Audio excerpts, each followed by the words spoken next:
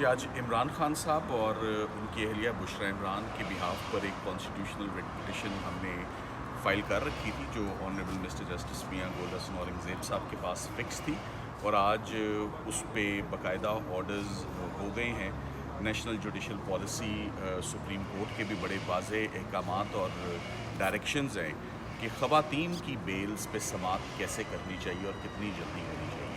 ये तोशाखाना 2 केस है जो नैब कोर्ट से ट्रांसफ़र होकर स्पेशल जज सेंट्रल FIA की कोर्ट में आ चुका है, और तकरीबन 7 से 8 पेशियां हो चुकी हैं। अभी तक सरकार इसमें तैयार नहीं है और असिस्ट नहीं करती, तो हमें मजबूरन हाई कोर्ट आना पड़ा डायरेक्शन लेने के लिए कि बेल हेयरिंग जो है वो उसकी इम्पोर्टेंस होती है, उसमें ताख़ीर नहीं होती और वो एक्सपेडिशियसली डिस्पोज ऑफ होती है, मगर सरकार जानबूझ के कोर्ट को असिस्ट नहीं करती। कभी एक बहाना होता है और कभी दूसरा बहाना। सो आज वो तमाम बहाने मेरा ख्याल है ख़त्म हो जाएंगे, और उसके बाद इनको मजबूरन तोशाखाना 2 जो कि बुल्गारी सेट के ऊपर है उस पर समाअत होगी, और मंडे को इंशाल्लाह इसमें फ़ैसला आएगा।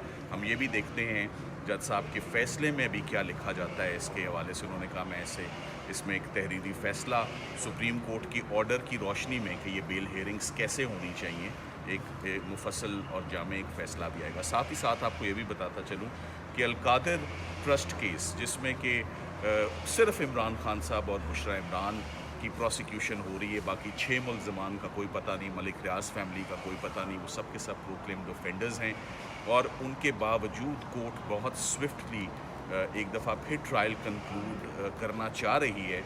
और इसमें 2 ऐसे शवाहिद, 2 ऐसे एविडेंसेस आ चुके हैं जिसके बाद प्रोसिक्यूशन का केस मुकम्मल तौर पे ज़मीन बोस हो चुका है, जिसमें ये वाज़े तौर पे अब सफ़ा मिसल पे आ चुका है कि इस केस में कोई करप्शन, कोई फाइनेंशियल बेनिफिट, कोई फाइनेंशियल गेन नहीं है, 1 रुपए का भी।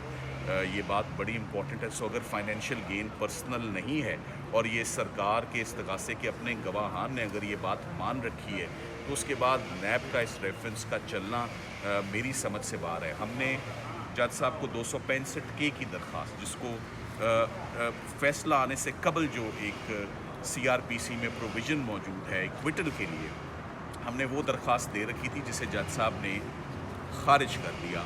हमने उसको इस्लामाबाद हाई कोर्ट में आज चैलेंज कर रखा है, और आज उम्मीद करते हैं कि डिविजनल बेंच में अलकादिर ट्रस्ट केस में एक्विटल के लिए हमारी समाअत जो है वो इंशाल्लाह आज केस में टेकअप होगा। ये केस ऑलरेडी फाइल्ड है, मगर ऑब्जेक्शंस का शिकार है इस वक्त, और हमारी समझ से बाहर है कि वो केस अभी तक क्यों नहीं लगा।